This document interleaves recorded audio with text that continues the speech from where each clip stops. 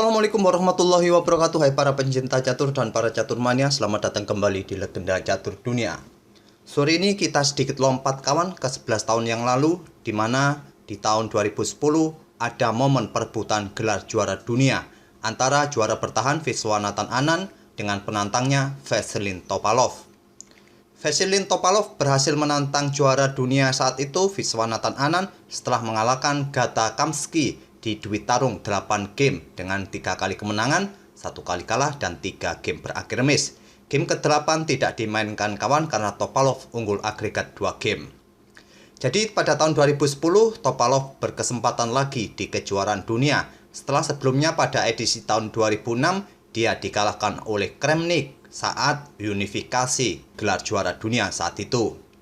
Pada kejuaraan dunia tahun 2010 ini kawan, sama seperti edisi-edisi sebelumnya, mereka bermain dengan 12 game klasik.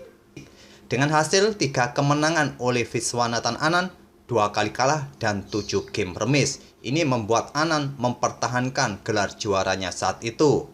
Dan untuk game yang akan kita ulas ini adalah game pertama mereka. Pada game pertama ini kawan, Vasilin Topalov sempat membuat kejutan. Seperti apakah kejutannya kawan? Kita langsung ke atas papan. Di sini Topalov bermain dengan putih kawan, memainkan pion D4, dibalas kuda F6 oleh Viswanathan Anand, pion C4, pion G6, kuda C3, dan Anand melanjutkan dengan pion D5 bermain dengan Grand Field Defense. Saya tidak perlu menerangkan beberapa variasi yang terdapat dalam Grand Field Defense ini kawan, karena sering sudah saya bahas permainan Grand Field Defense ini. Di sini Topalov memilih variasi pertukaran, pion C pukul pion G5, dipukul balik oleh kuda. Sekarang pion E4 menyerang kuda, kuda pukul kuda dipukul balik oleh pion G, dan gajah G7. Ini adalah jalur utama dari variasi pertukaran di Grand Field Defense. Seperti yang kalian lihat, putih mendapatkan kontrol penuh dengan beberapa pionnya di petak pusat ini. Tapi seperti yang sering saya bilang bahwa di langkah-langkah berikutnya, hitam akan mencoba menggempur pion putih di petak pusat ini dengan para perwiranya ataupun dengan pion C ataupun dengan pion E di beberapa langkah berikutnya. Topalov melanjutkan pengembangan gajah C4 mengincar pion F7 dan Anand melanjutkan dengan pion C5 mulai menyerang pion pusat putih. Jika tantangan ini diterima kawan atau pengorbanan ini diterima oleh pion putih, maka gajah akan melakukan skak dengan garbuan bagi benteng putih. Di sini Topalov meresponnya dengan langkah kuda ke E2, tidak melakukan pengembangan ke peta F3. Ini untuk mencegah pimpinan dari gajah peta terang hitam ini kawan. Jika ada serangan gajah di peta G4 ini, putih mungkin akan memainkan pion F3-nya. Jadi langkah pengembangan ke peta E2 ini juga untuk memperkuat pion pusatnya. Dan Anand melanjutkan pengembangan kuda C6 memberikan pressure lebih bagi pion pusat. Dibalas dengan langkah pengembangan gajah E3 untuk tetap memperkuat posisi pion pusatnya. Di sini kedua pemain rokade pendek. Dan Anand melanjutkan dengan langkah kuda ke A5 menyerang gajah. Dan gajah mundur ke D3, selanjutnya pion B6. Mengosongkan peta atau memperkuat posisi pion C5-nya, dan peta B7 ini juga dipersiapkan bagi gajah peta terangnya kawan untuk ditempatkan di diagonal panjang ini. Di sini Topalov melangkahkan menteri ke D2, memberikan dukungan bagi gajahnya untuk bertarung dengan gajah Vyachenko hitam. Selanjutnya pion E5 oleh Viswanathan Anand, tetap memberikan pressure bagi pion-pion pusat putih. Apabila kawan pada posisi ini, tantangan pion hitam ini ditolak dengan mendorong pionnya maju ke D5 untuk membuat pion bebas, hitam akan tetap menyerang pion pusat kali ini dengan pion F5. Jika tantangan pion pukul pion ditolak, hitam akan mendorong pionnya maju ke peta F4 untuk menjebak gajah peta gelap putih ini. Jika gajah peta gelap bergerak ke peta G5 menyerang menteri, menteri bisa bergeser ke D7 terlebih dahulu dan nanti mendorong pionnya maju untuk mendapatkan penguasaan ruang di area pertahanan putih. Mungkin putih akan memainkan pion F3, pion C4 terlebih dahulu mungkin dimainkan oleh hitam mengancam gajah. Setelah gajah mundur, barulah pion F4 dimainkan oleh hitam dan hitam mendapatkan penguasaan ruang dan terputus juga koneksi antara gajah serta menteri putih ini. Pada posisi ini kawan, Topalov tidak merespon tantangan pion hitam ini. Dia lebih memilih memainkan gajahnya ke H6 menantang pertukaran gajah gelap. Ini artinya Topalov mengorbankan satu pion pusatnya. Setelah pion C pukul pion D4, Topalov melanjutkan dengan gajah pukul gajah. Apabila di sini kawan, hitam melanjutkan dengan langkah pion D pukul pion C3 dengan tempo mengancam menteri. Selanjutnya, menteri akan ke H6, memberikan pressure bagi beteng yang ada di peta F8 ini sekaligus untuk melindungi gajahnya. Apabila beteng digeser ke E8, selanjutnya akan jadi seperti ini kawan. Tentu dengan variasi ini tidak akan mengenakkan bagi hitam. Putih akan sangat unggul dengan variasi ini, dan di beberapa langkah berikutnya jika terjadi langkah-langkah yang seperti yang saya sebut, maka menteri putih akan punya kesempatan untuk melakukan skakmat di langkah berikutnya. Oleh karena itulah langkah terbaik pada posisi ini adalah pukul gajah putih ini terlebih dahulu oleh raja. Selanjutnya Topalov memukul pion pusat hitam, pion C pukul pion D4 dipukul balik oleh pion E. Dan sekarang hitam sementara unggul satu pion. Dan juga mempunyai pion mayoritas di sayap menteri kawan, 2 pion melawan 1 pion putih. Topalov menggeser beteng A ke C1, menempati lajur yang sudah terbuka penuh kawan. Mungkin nanti jika ada kesempatan menempati baris ke-7 pertahanan hitam ini, dibalas dengan langkah menteri ke D6. Inilah kawan langkah pertama yang kurang akurat dari Viswanathan Anand di game ini. Pada posisi ini kawan, langkah yang paling kuat bagi hitam adalah mengembangkan gajah ke petak B7. Selain untuk memberikan petak bagi betengnya untuk bergerak ke lajur C menantang beteng putih ini, juga memberikan backup jika kuda ingin bermanuver nantinya kawan. Ataupun juga dengan menempatkan gajah di diagonal terang ini tentu akan memberikan support bagi menterinya untuk bertarung di sayap raja nanti. Tapi pada posisi ini tadi kita temui Viswanathan Anand memainkan menterinya ke D6, dan Topalov melanjutkan dengan pion F4-nya, ingin membuka lajur F bagi betengnya dengan mendorong kembali pionnya maju satu petak lagi. Diantisipasi dengan langkah pion F6, jika pion ini didorong maju kemungkinan pion G5 jawaban hitam. Topalov tetap mendorong pionnya maju ke F5, tapi Viswanathan Anand tidak terburu-buru memainkan pionnya maju ke depan kawan. Harapannya jika pion pukul pion akan dipukul balik menggunakan pion H, dan Viswanathan Anand pun juga mempunyai lajur H yang terbuka bagi betengnya nanti. Tentu dengan dukungan dari beteng di lajur H, menteri bisa memberikan ancaman yang cukup serius di sayap raja nanti. Di sini Viswanathan Anand hanya melangkahkan menteri ke E5 dan Topalov melangkahkan kudanya ke F4. Untuk menutup diagonal petak gelap dari ancaman menteri hitam ini jika nanti lajur H ini terbuka. Di sini Viswanathan Anand melanjutkan dengan pion G5, mengancam kuda, dan kuda lompat ke H5 skak. Raja mundur kembali ke G8, sekarang pion H4. Ingin membuka lajur G sekarang Topalov, mungkin nanti diikuti langkah beteng F3 dan kembali bergeser ke lajur G untuk memberikan pressure di lajur G yang terbuka nanti. Diantisipasi dengan pion H6, dan di sini Topalov melanjutkan pion H pukul pion G5, dipukul balik oleh pion H, dan Topalov mengangkat betengnya ke F3. Persiapan digeser kembali ke lajur H nanti kawan. Di sini respon dari Viswanathan Anand adalah melangkahkan raja ke F7. Kembali Viswanathan Anand membuat langkah yang kurang cermat di posisi seperti ini tadi kawan. Di sini Topalov meresponnya dengan langkah pengorbanan kuda pukul pion F6. Tujuannya jelas, menjadikan pion G5 ini menjadi sasaran empuk di langkah berikutnya.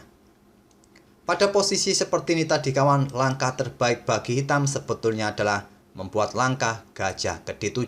Ini adalah pilihan terbaik bagi hitam. Tidak terburu-buru memainkan rajanya bergerak ke petak F7. Fungsinya apa memainkan gajah ke petak D7 ini kawan? Selain mengkoneksikan kedua betengnya, juga untuk mengantisipasi pergerakan beteng putih yang ingin menempati baris ke-7-nya untuk memberikan ancaman skakmat di baris ke-7 ini kawan. Dan bila putih tetap nekat melakukan pengorbanan dengan kuda pukul pion F6 skak, simple bisa dipukul oleh beteng. Jika menteri pukul pion G5 skak, raja baru bisa bergerak ke F7. Dan selanjutnya beteng putih mungkin bergerak ke H3 memberikan ancaman skak di peta H7. Beteng hitam yang ada di peta A8 bisa digeser ke lajur G untuk mengancam menteri. Beteng H7 skak, raja bisa bergeser mundur ke peta F8. Dan coba lihat kawan, sekarang hitam pun masih bisa menahan gempuran dari putih ini. Sekarang posisi menteri putih ini dalam ancaman beteng hitam. dia sudah tidak akan berani melakukan skak di peta H6 karena ada beteng di peta F6. Juga beteng putih di lajur C pun sudah tidak mempunyai kesempatan untuk melakukan skak di peta C8 karena ada gajah di peta D7 ini. Dan tentu saja dengan keberadaan beteng hitam di lajur G nanti mungkin diikuti oleh menteri ke peta G3. Tentu ini akan membuat tidak nyaman bagi raja putih nanti. Jadi langkah raja langsung bergerak ke peta F7 bukanlah pilihan terbaik. Yang terbaik adalah gajah D7. Topalov memanfaatkannya tadi dengan langkah pengorbanan kuda pukul pion F6, dipukul balik dengan raja. Jika dipukul menggunakan menteri kawan pada posisi ini sama saja beteng putih akan bergerak ke H3 untuk melakukan skak di peta ini. Jika hitam melanjutkan pengembangan mungkin gajah ke D7, beteng akan tetap ke H7 skak setelah raja bergerak mundur ke E8. Maka selanjutnya adalah pion E5. Menteri hitam tidak akan berani pukul pion ini kawan. Nanti putih akan menggeser betengnya ke lajur E ini memberikan pimpinan atau ancaman serangan tusuk sate bagi menteri hitam serta rajanya. Jadi pada posisi ini Anan memilih memukul kuda ini dengan raja. Beteng putih H3 oleh Topalov dan beteng hitam bergeser ke G8. Beteng putih H6 skak, raja ke F7. Jika raja bergerak ke G7 kawan selanjutnya adalah menteri akan pukul pion G5 skak setelah raja bergeser. Beteng F6 skak. Jika beteng ini tidak dipukul oleh menteri, di beberapa langkah berikutnya akan terjadi skak mat kawan. Coba saja raja akan bergerak ke E7 dan selanjutnya adalah beteng ke E6. Open skak, double skak. Raja bergerak kemanapun ke peta D7 ataupun bergeser kembali ke F7 nantinya juga sama ancamannya adalah satu langkah skak mat. Jadi di sini tadi raja bergerak ke peta F7 dan beteng putih kembali melakukan skak. Jika raja bergeser ke peta F6 kembali kawan, maka beteng satunya akan menempati baris ke-7 juga. Dan ancamannya pun sama kawan, ancaman skak mat yaitu beteng ke F7 pun skak mat nanti. Jadi di sini tadi raja hitam ini bergerak ke E8 oleh Anan dan Topalov pun mengangkat beteng satunya ke C7. Anan menggeser rajanya ke D8 dibalas dengan langkah gajah B5, memberikan pressure lebih bagi peta D7 kawan. Dan pada posisi ini Anan kembali membuat langkah yang amburadul. Dia memukul pion E4 yang terlihat gratis ini. Langkah terbaik bagi hitam pada posisi ini adalah pion A6. Tapi Anan pada posisi ini pukul pion E4 dengan menteri, dia meninggalkan peta C7. Dan di sini dimanfaatkan oleh Topalov dengan langkah beteng pukul gajah skak. Di sini di langkah ke-30 Viswanathan Anand menyerah. Sebetulnya langkah beteng pukul gajah bukanlah pilihan terbaik bagi putih di posisi seperti ini. Langkah terbaik adalah menggeser beteng C ke E7. Mengancam menteri hitam sekaligus persiapan melakukan skak di peta ini, di peta E8. Setelah dipukul beteng hitam, jika menteri hitam ini tidak membackup pion di peta G5 ini, menteri putih nanti bisa pukul pion dengan tempo skak setelah ditutup oleh beteng dan bisa dipukul balik oleh menteri skak mat. Tapi jika respon hitam pada posisi ini menggeser menterinya ke F4, selanjutnya menteri putih bisa ke E1 dan memberikan backup bagi betengnya untuk melakukan skak dan diikuti beberapa langkah berikutnya skak mat. Dan ancaman ini sudah tidak bisa dibendung oleh hitam lagi. Kecuali menteri hitam ini bergerak ke peta E3 kawan, mengorbankan menterinya untuk dipukul oleh beteng putih. Tapi langkah beteng pukul gajah sudah dipilih oleh Topalov, tapi ini juga membuat Viswanathan Anand menyerah di posisi ini. Kenapa hitam menyerah di posisi ini kawan? Karena tentu ancamannya adalah ancaman skak mat. Jika beteng pukul beteng putih, ancamannya adalah beteng ke D7 skak, raja bergeser, beteng pukul pion D4 open skak, dan juga memberikan ancaman bagi menteri hitam, menteri mungkin lari ke peta C6, beteng ke E4 skak, raja bergeser, gajah pukul menteri. Sampai di sini saya tidak akan melanjutkan variasi ini, atau pada posisi seperti ini tadi kawan, raja yang pukul beteng putih ini selanjutnya adalah menteri akan ke C1 skak. Jika bergerak ke peta B8, menteri C7 skak mat. Jika raja bergeser ke peta D8, menteri juga ke C7 skak mat. Jadi kuda menutupnya di C6. Gajah pukul kuda memberikan garbuan bagi menteri serta beteng hitam. Menteri mungkin akan ke E3 skak, dipukul oleh Menteri Putih, dipukul balik oleh pion, dan gajah pukul beteng, putih unggul 1 gajah di sini. Dan di variasi ini saya juga tidak akan melanjutkan sampai skak mat. Silahkan kalianlah yang melanjutkan variasi ini kawan. Sungguh terlalu jika kalian tetap kalah dengan komposisi seperti ini. Itulah kawan game antara Vasyl Topalov versus Viswanathan Anand pada game pertamanya di kejuaraan dunia tahun 2010. Dan mungkin 2 game lagi akan saya lanjutkan lagi kawan untuk melihat bagaimanakah permainan Anand sesungguhnya di kejuaraan dunia tahun itu. Semoga permainan kedua pemain tadi bisa menghibur kalian semua dan memberikan referensi dalam permainan Grand Field Defense, khususnya variasi pertukaran. Kita akan bertemu di video-video berikutnya. Terima kasih. Wassalamualaikum warahmatullahi wabarakatuh.